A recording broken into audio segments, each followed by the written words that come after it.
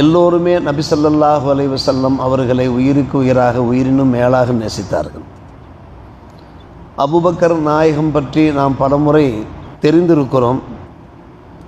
பெருமானார் ரசூலே கரீம் ஸல்லல்லாஹு அலைஹி வஸல்லம் அவர்களுக்கு ஹிஜ்ரத் பயணம் மேற்கொள்ளும்படி ஆணை பிறந்தது, அல்லாஹுடைய உத்தரவு பிறந்தது.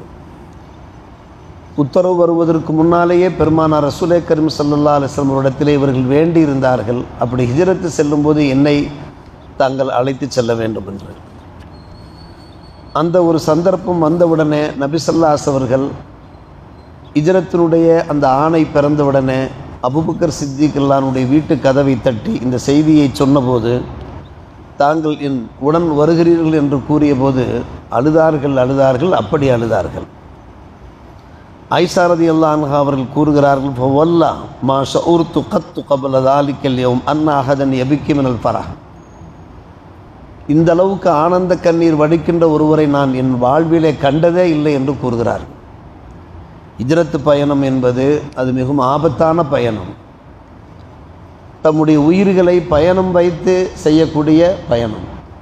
ஆனால் அபூபக்கர் சித்திக் ரலியல்லாஹு அவர்கள் அதை எந்த அளவுக்கு வரவேற்கிறார்கள் பாருங்கள், அதை விரும்புகிறார்கள் பாருங்கள். என் உயிரே போனாலும் பரவாயில்லை, என் பெருமானார் ரசூலே கரீம் ஸல்லல்லாஹு அலைஹி வஸல்லம் உயிர் பாதுகாக்கப்பட வேண்டும் என்று ஆயிஷா அம்மா அவர்கள் அந்த அளவுக்கு கூறுகிறார்கள். அத்தாராயித்து அபூபக்கர் எபிக்கி யௌமைன், அழுது கொண்டே இருந்தார்கள் அபூபக்கர் சித்திக் ரலியல்லாஹு அவர்கள். தாமும் பெருமானாரோடு ஹிஜ்ரத் பயணம் மேற்கொள்ள போகிறோமே, அந்த சான்ஸ், அந்த வாய்ப்பு நமக்கு கிடைத்திருக்கிறதே என்கிற முறையில் அபூபக்கர் சித்திக் ரலியல்லாஹு அவர்களை பற்றி இப்படி நிறைய தகவல்கள் இடம்பெறுகின்றன.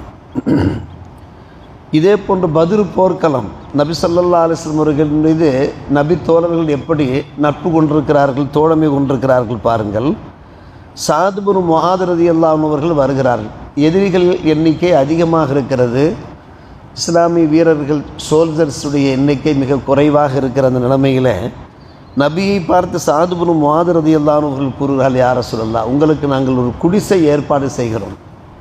குடில், அரிஷ், அரபியில் அரிஷ் என்பார்கள். உங்களுக்கு ஒரு நல்ல ஒரு குவாலிட்டியான ஒரு வாகனத்தையும் ஏற்பாடு பண்ணுகிறோம். அலா நப்னீலக்க அரிஷன் தக்கூனு ஃபீ ஒன்று இது இந்த கரக்காய் ஏற்பாடு பண்ணிவிட்டு நாங்கள் எதிரிகளோடு சமர் புரிகிறோம், எதிரிகளை நாங்கள் எதிர்கொள்கிறோம். தாங்கள் அந்த குடிசையில் தான் இருக்க வேண்டும், வெளியே வரக்கூடாது. அல்லாஹ் ரப்புல் ஆலமீன் தங்களுடைய துஆவினால் எங்களுடைய கரங்கள் மூலமாக இஸ்லாமியருக்கு வெற்றியை தந்துவிட்டால் அதைத்தான் நாம் விரும்புகிறோம். வெற்றி கிடைக்க வேண்டும், வெற்றி கனியை தட்டி பறிக்க வேண்டும் என்று தான் நாம் விரும்புகிறோம். அப்படி இல்லாமல் வேறு வகையான ஒரு முடிவு ஏற்பட்டு விட்டால் எல்லாவற்றையும் யோசிக்க வேண்டுமா இல்லையா? நாம் ஒரு முயற்சி பண்ணுகிறோம் என்றால் நாம் உஷாராக இருக்க வேண்டும். அந்த அடிப்படையில் வேறு முடிவு ஏதும் ஏற்பட்டால், யா ரசூலல்லாஹ், தங்கள் அருகே இருக்கக்கூடிய இந்த வாகனம், உடனே அந்த வாகனத்தில் ஏறி நீங்கள் மதீனாவிற்கு சென்று விடுங்கள். என்ன காரணம்? எங்களை விட உங்களை நேசிக்கின்ற அன்பர்கள், நண்பர்கள் தங்களால் போர்க்களத்திற்கு வர முடியாத ஒரு சூழ்நிலையில் அங்கே இருக்கிறார்கள். சொல்கிற சொல்லை பாருங்கள், வார்த்தையை பாருங்கள். இன்காலத்தில் உஹரா ஜலஸ்தாலா ரக்காயிபிக், உங்களுடைய வாகனத்தில் ஏறி அமர்ந்து பலஹிக் தபிமன் வரா அனா, மதீனாவிலே தங்கியிருக்கக்கூடிய அந்த மக்களோடு சென்று சேர்ந்து விடுங்கள். பக்கத்து தஹல்லஃப அன்க அக்வாப்னு சில பேர் அங்கே இருக்கிறார்கள். யா நபி அல்லாஹ், மா நஹுனுபி அஷத்த ஹுப்பன் லக்க மின்ஹும், அவர்களை விட நாங்கள் உங்கள் மீது மிக பெரிய அளவுக்கு பிரியம் கொண்டவர்களாக இல்லை. அவர்கள் ஒரு தன்னடக்கத்தோடு பேசுகிறார்கள். பெருமானார் ரசூலே கரீம் ஸல்லல்லாஹு அலைஹி வஸல்லம் அவர்கள் மீது அந்த சத்திய தோழர்கள் எப்படி அன்பு பாராட்டுகிறார்கள் பாருங்கள். நாங்கள் போர்க்களத்தில் கொல்லப்படுவது பற்றி எங்களுக்கு எந்த ஒரு பிரச்சனையும் இல்லை, ஆனால் நீங்கள் கொல்லப்பட்டு விடக்கூடாது. இந்த உம்மத்து இல்லாமல் போய்விடும், இந்த இஸ்லாம் இல்லாமல் போய்விடும். நீங்கள் அல்லாஹுடைய பாதுகாப்போடு தப்பித்து புனித மதீனா சென்று விடுங்கள், உங்களுக்கு ஒரு அழகான வாகனத்தை ஏற்பாடு செய்திருக்கிறோம் என்று ஒரு நபித்தோழர் சொல்லுகிறார் என்றால் சற்று யோசித்து பார்க்க வேண்டும். அருமை சகோதரர்களே, தல்ஹத் இப்னு உபைதுல்லா அவர்களை பற்றி அபூபக்கர் சித்திக் ரலியல்லாஹு அவர்கள் அடிக்கடி சொல்லுவார்கள். தாலிக்க யோமுன் குல்லுகுலி தல்ஹா, உஹது போர்க்களம் பற்றி பேச்சு வரும்போதெல்லாம் அந்த நாடு இருக்கிறதே அது தல்ஹாவுக்குரிய நாள் என்று சொல்வார்கள். சொல்வது யார்? அபூபக்கர் சித்திக் ரலியல்லாஹு அவர்கள். என்ன காரணம் என்று கேட்டால், தல்ஹத் இப்னு உபைதுல்லா ரலியல்லாஹு அன்ஹு அவர்கள் பெருமானார் ரசூலே கரீம் ஸல்லல்லாஹு அலைஹி வஸல்லம் அவர்கள் மீது எந்த அம்பும் எந்த ஈட்டியும் எந்த வாளும் தாக்கிவிடாதவாறு தங்களை அவர்கள் ஒரு கேடயமாக பயன்படுத்தினார்கள். லம் யஸல் யஸ்துருஹு பின் நஹ்ரி, தம்முடைய நெஞ்சை முத்தசத்திரன் அன்ஹு. எந்த அளவுக்கு என்று கேட்டால் நபியை பார்த்தவர்கள் சொன்னார்கள், பி அபி அந்த ஓ உம்மி யா ரசூலல்லாஹ், என் தந்தையும் என் தாயும் உங்களுக்கு அர்ப்பணமாகட்டும். லா துஸ்ரிஃப் அல்லது லா தஷ்ரிஃப், நீங்கள் எதிரிகள் பக்கம் நெருங்கி செல்லாதீர்கள். யுசிபுக்க சஹமும் மின் சிஹாமில் கௌம், எதிரிகளுடைய அந்த அம்புகள் ஏதும் உங்களை தாக்கிவிடக்கூடாது. நஹ்ரி தூன நஹ்ரி, அப்படி தாக்குமானால் என் நெஞ்சை தருகிறேன் என்று சொன்னார். நஹ்ரி தூன நஹ்ரி, நஹ்ரி என்றால் நெஞ்சு. தங்களுடைய நெஞ்சுக்கு முன்னால் என் நெஞ்சு இருக்கும், அந்த அம்புகளெல்லாம் என் நெஞ்சை தாக்கட்டும் என்று அதில் தல்ஹத் இப்னு உபைதுல்லா சொல்லி, அருமை சகோதரர்களே, அவர்களுடைய அந்த நெஞ்செல்லாம் முழுமையாக தாக்கப்பட்டிருந்தது. பெருமானார் மீது ஒரு சிறு காயம், ஒரு சிறு சிராய்ப்பும் கூட ஏற்பட்டு விடாத அளவுக்கு. புகாரியிலே கைஸ் இப்னு அபி ஹாஸிம் அறிவிப்பு செய்கிறார்கள், ரஐத்து எத தல்ஹத் இப்னு உபைதுல்லாவுடைய அந்த கரத்தை நான் பார்த்தேன் போர் நிறைவு பெற்றதற்கு பின்னாலே. வகாபிஹன் நபிய ஸல்லல்லாஹு அலைஹி வஸல்லம், அதை வைத்து தங்களுடைய நபியை அவர்கள் பாதுகாத்திருந்தார்கள். அந்த கை இருக்கிறது, அது சல்லடை போன்று ஆகியிருந்தது. ஷல்லா என்கிறார்கள் அரபியிலே. சல்லடையை போன்று அந்த கை ஆயிருந்தது. அந்த அளவுக்கு அது காயப்பட்டு போய் ரணப்பட்டிருந்தது. ஒரு பக்கம் நெஞ்சை நிமிர்த்தி கொண்டிருந்தார்கள், மறுபக்கம் அருமை சகோதரர் தம்முடைய கையினாலேயே தடுத்து கொண்டிருந்தார்கள்.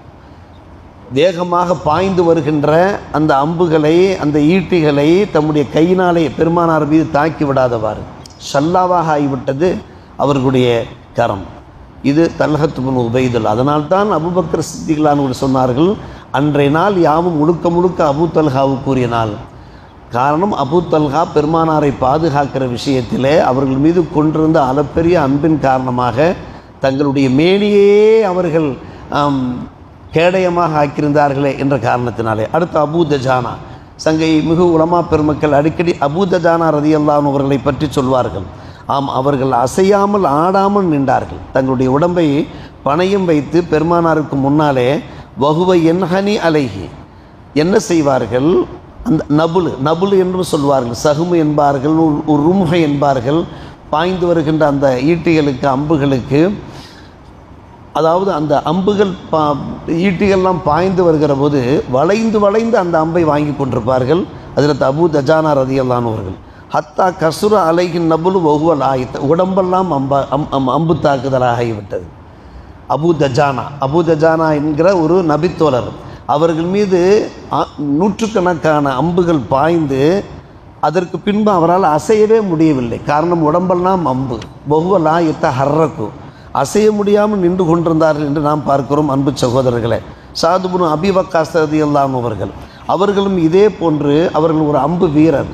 தம்முடைய அந்த அம்புகள் அந்த பையிலிருந்து ஒவ்வொரு அம்பாக எடுத்து பெருமானாருடைய அந்த உற்சாகத்தின் பேரிலே எதிரிகளை நோக்கி எரிந்து கொண்டே இருந்தார்கள். இருமி, பெருமானார் சொன்னார்கள், இருமி ஃபிதாக்க அபி வ உம்மி, எல்லோரும் பெருமானாரை பார்த்து நன்கு கவனிக்க வேண்டும், என் தாயும் தந்தையும் உங்களுக்கு அர்ப்பணம் என்பார்கள். ஆனால் சாத் இப்னு அபீ வக்காஸுக்கு மட்டும்தான் நபி சொல்கிறார்கள், என் தாயும் தந்தையும் உனக்கு அர்ப்பணம் என்கிறார்கள். இதை நாம் கேள்விப்படுகிற போது எவ்வளவு புல்லரிப்பாக இருக்கிறது. நாயகத்திற்குத்தான் நாம் எல்லாவற்றையும் அர்ப்பணம் பண்ண வேண்டும்.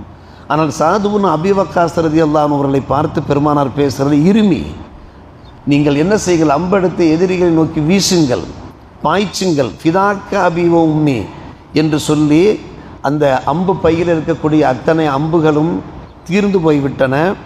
தீர்ந்து போனதுக்கு பின்னால் பெருமானார் ரசூலே கரீம் ஸல்லல்லாஹு அலைஹி வஸல்லம் தம்முடைய கையிலே இருந்த அந்த அம்பு பையை எடுத்து கொடுத்து மேலும் எரிய சொன்னார்கள். நாயகத்தை பார்த்து, வஜிஹி தூன வஜிஹிக்க வ நஃப்சி தூன நஃப்சிக்க வ அலைக்க ஸலாம் கைர முவத்த என்று சொல்லிக்கொண்டே இருப்பார்கள்.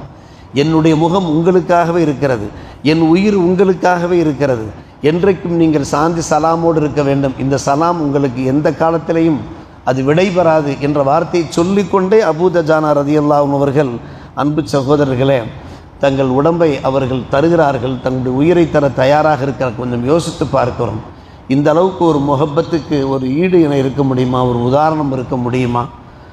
உலமா பெருமக்கள் ஒரு அழகான விஷயத்தை அன்றைக்கு சொல்லி கொண்டிருந்தார்கள். ஆண்கள் மட்டுமல்ல பெண்களும் கூட பெருமானார் மீது எவ்வளோ பேரன்பு கொண்டிருந்தார்கள். தபரானியிலே அனஸ் இப்னு மாலிக் ரலியல்லாஹு அந்த ரிவாயத்து வந்திருக்கிறது. உஹது போர்க்களம், மதீனா மக்கள் அல்லோல கல்லோலப்படுகிறார்கள், பெருமானார் கொல்லப்பட்டு விட்டார்கள் என்கிற செய்தி தீயாக பரவுகிறது. இந்த வதந்தி பரவுகிறது. பெருமானார் கொல்லப்பட்டு விட்டார்கள், உஹது போர்க்களத்திலே கொல்லப்பட்டு விட்டார்கள். எப்படி சஹாபி பெண்களால் தாங்கி கொள்ள முடியும்? ஒரு பெண்மணி வேகமாக ஓடி வருகிறார். அன்சாரி பெண்மணி தங்களை போர்த்தி கொண்டு வருகிறார். எல்லோரும் அவரை வரவேற்கிறார்கள். எல்லோரும் மதீனாவை நோக்கி திரும்பி கொண்டிருக்கிறார்கள்.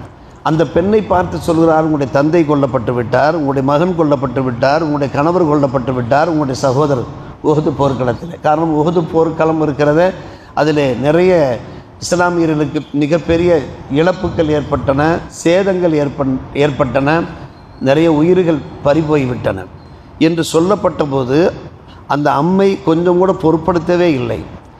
நேராக அவர்கள் பேசிக்கொண்டே அவர்கள் மா ஃபுயில ரசூலுல்லாஹி ஸல்லல்லாஹு அலைஹி வஸல்லம், நபி அவர்கள் என்ன ஆனார்கள், அதற்கு பதில் சொல்லுங்கள்.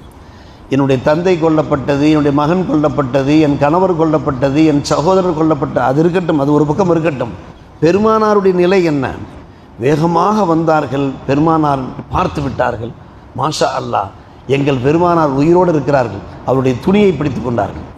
வருகிறது யக்கூலுன அமாமக்க, இதோ பெருமானார் முன்னால், ஹத்தா தஃபாத்தியலார், வேகமாக அந்த மக்கள் மத்தியில் நீந்தி கொண்டு வேகமாக வருகிறார்கள். ஃபாஹதத்து பின் ஆஹியத்தி சௌபிஹி, நபியினுடைய ட்ரெஸ்ஸினுடைய ஒரு பக்கத்தை பிடித்து கொண்டு சொன்னார்கள், பி அபி அந்த உம்மி யா ரசூலல்லாஹ், என் தாயும் தந்தையும் உங்களுக்கு அர்ப்பணம்.